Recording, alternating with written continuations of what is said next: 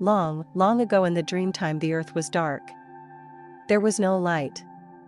It was very cold and very black. Huge gray clouds kept the light and the warmth away. They hung so low that the animals had to crawl around. The emu hobbled, neck bent almost to the ground. The kangaroo couldn't hop, and none of the birds could fly higher than several feet in the air. Only the snakes were happy because they lived close to the ground. The animals lived by crawling around the damp dark earth, feeling for fruits and berries. Often it was so hard to find food that several days would pass between meals. The wombat became so tired of people bumping into him that he dug himself a burrow and learned to sleep for long periods of time. Eventually, the birds decided they'd had enough. They called a meeting of all the animals. The magpies decided that they would raise the sky by gathering sticks and pushing the sky up. All the animals agreed it was a good idea, and they set about gathering sticks. The magpies each took a big stick and began to push at the sky. The emus, the kangaroos, and the wombats watched as the magpies pushed the sky slowly upwards.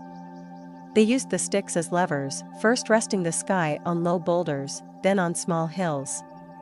As the animals watched, the magpies, pushing and straining, reached the top of a small mountain. It was still very dark, but at least the emu could straighten up, and the kangaroo was able to move in long proud hops. The magpies kept pushing the sky higher and higher, until they reached the highest mountain in the whole land. Then, with a mighty effort, they gave the sky one last push.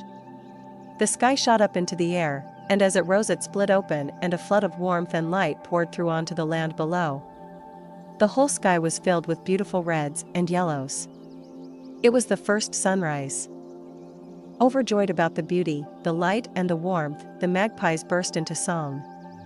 As their loud warbling carried across the land, the Sun Woman rose slowly and began her journey towards the west. Now, each morning when the Sun Woman wakes in the east, she lights a fire to prepare the torch that she will carry across the sky each day. It is this fire that provides the first light of dawn. Then she takes up her torch and begins her daily journey across the sky. When she reaches the western edge of the world, she extinguishes her flaming bark torch.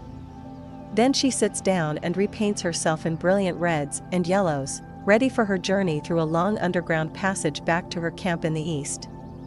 That is why, to this day, when the Sun Woman wakes and lights her early morning fire, all the magpies greet her with their beautiful song.